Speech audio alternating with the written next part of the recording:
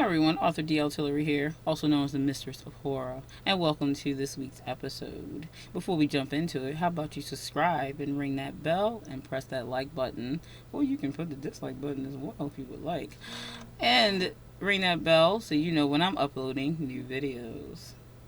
Alright, so let's jump into this week's episode. This week's episode is, of course, horror based.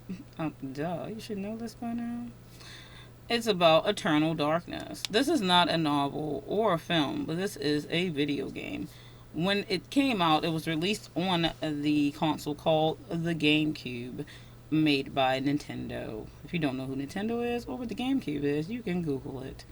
But I've been a long running video game enthusiast. I have been a gamer for a long time. So I'm integrating that also into my horror series, because there are some very interesting video games with very interesting stories based around horror. This game, let me tell you, is one of the best horror games ever created, and people can fight me on that if they would like, but they won't win because I don't care. Eternal Darkness Sanity's Requiem is the entire title of that one. Is actually, and if you Google it and you so happen to go to Wikipedia, which, you know, Wikipedia isn't very reliable on very serious sources in most cases, but this one is okay to use. But just to give a very basic description of it, is about what it's useful for, and finding about the creators and stuff like that really quickly. But they have something wrong on that. It's not wrong, but they forgot to add something else. And they called it a psychological horror.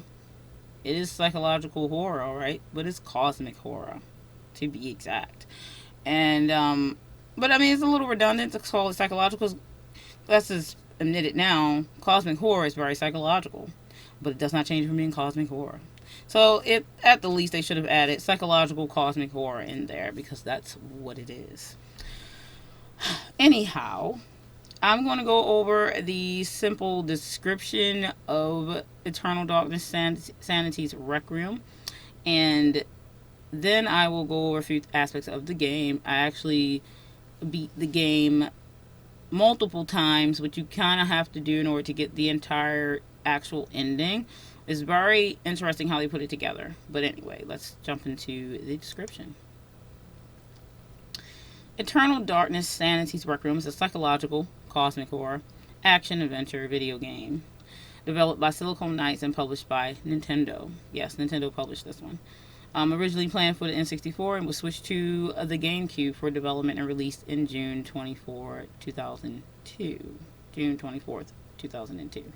I would definitely double check the date, because on Wikipedia, people put information on there that may not be correct. I'm just saying. But anyway, whenever you do read Wikipedia, make sure you check up on the sources if something is correct or not. In most cases, it will be something that exists and most of the information is correct, but you may want to check on some of that information. That being said, that's pretty much the gist of Eternal Darkness, a little small description. I didn't bother reading the rest of that. And the director, the game's writer and director is Dennis Dyack, which I really liked him. Unfortunately, it did not get a sequel, sadly, though he kept trying to get it in works and stuff. I really was looking forward to that, but it did not happen. I cannot say it won't ever happen. The sequel was planned. It was called The Shadow of the Eternals, which would have been very interesting to see, nonetheless. Yes, so Eternal Darkness, when you play this game, it definitely affects the player as well. They had a very interesting way of doing it, and it did bother some people. It definitely is a cult classic, and it has its following. And then there's people that didn't like it, of course. That is what it is. You can't help it. That's pretty much the case with everything. But the game story, the lead character is a female. Her name is Alex. It follows her family's bloodline. You go back in the past. You see the past stuff happening. Pretty much this is how it's represented. She is in her family's manor, and her family member has died or been murdered in this case. And let's just say, when you're talking about cosmic horror and cosmic beings, they affect, like I said in my other video, they affect the environment around them and the people around them. So keeping that in mind, that would explain how some of the characters in the game reacted to you or how they portrayed themselves because they were being affected by the cosmic beings. And this story has 4 of them. Their names are Ulioth, Zelatoth, Chichurger, and Mantarok. And that's why if you beat the game multiple times, then you get the full ending, because of these cosmic beings integrating with each other. Pretty much, they're not for each other. They each have a color code too. So you'll see like one is like green and then red and then blue, and I don't remember what the other color was. Maybe a yellow. So, you can separate from that, and they look different. So their forms are different that they come in. And there's this one scene in the game that you will remember forever. And I don't have to tell you what it is because I don't know who has not played it or who plans to play it. So I don't want to completely give things away. So take this as like a review type of thing. I'm going to tell you stuff about it, but I'm not going to give away things. Though you can go on YouTube and watch it. If you don't play video games, you can go watch someone play it so you can see the story. But again, this thing happens with a character in the game called Paul Luther. And I mean, the way that they do it in the game, the way the story develops, is you have Alex and she's reading the book in a setting where the book is written in blood and bone. So think about how the Book of the Dead would be created type of thing. So she's reading that, and then it goes to the different cards. So you control different cards in the game, not just Alex. So it goes through different time periods and things like that. So it's definitely psychological, no doubt, because it's cosmic horror. You can't really help that. It definitely affects the mind. So in the game, what they do to affect the player is they kind of trick you. So they throw tricks at you. You're playing the game, your character is getting kind of affected by the psychological part of it, and your character may explode into pieces and die, and you're like, what the hell is going on?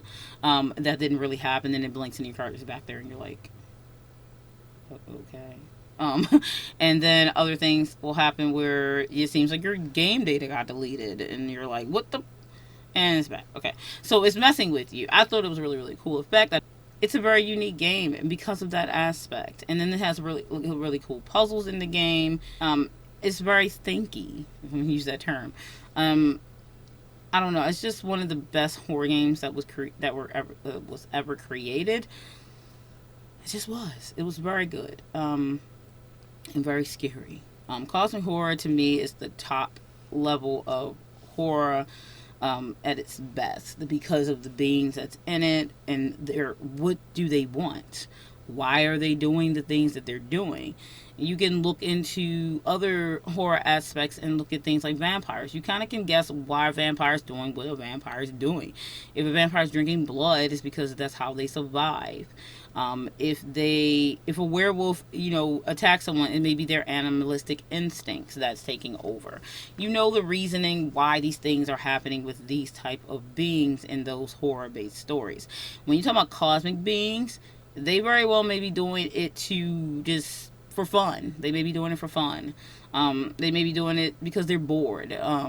They may not have a reason besides the fact it's just their whim. So you don't really have an actual reason why they have to do this or why they feel that it's needed. It's not per se, but that whole mystery behind the why and what they are and what power do they have over the universe or where they come from or how they came to be, you don't find this stuff out about in cosmic horror in most cases, which is, holds you longer as far as remembering them. So that's why I really like cosmic horror, and this is one of the best representations of cosmic horror if you can get your hands on it, because it's an older game and it's also becoming more rare. It is rare, really. But yeah, I have it in my collection because I love it. I got it when it came out, so I'm old. But yes, check out Eternal Darkness. Google it, check it out. Eternal Darkness, Sanity's Rec Room, and you can find out about it. You probably can get a copy of it if you're interested in trying to play it. If not, then if you're not interested in playing video games and this doesn't matter to you at all, then you can simply go on YouTube and watch a playthrough of the game. There are plenty of gamers who have put it up on YouTube, where you can watch it so you can see the interestness of the story and the full-fledged thing of it and see all the different cosmic beings that's in the story. Yes. So give Eternal Darkness a try. Read about it. Google it. Watch a video on it. And let me know what you think in the comments. If you've played it, if you haven't, if you have no interest in video games, that's fine. But there are great stories to be found in video games. This is not a secret. Maybe it's a secret to you. I don't know. But yeah, give it a go. I really like it. If you want to take my recommendation to at least watch someone play through it if you aren't interested in playing video games. Of course, you would have to have a GameCube because that's the console that it's on. GameCubes are relatively cheap to get if you get them used. And the game, I don't know what it's retailing at right now. You can get it used, obviously. Get the new. Don't even bother trying that unless you like paying a Liberty Penny. But again, you could find it if you really want to buy it. Alrighty, I will see you in the next episode.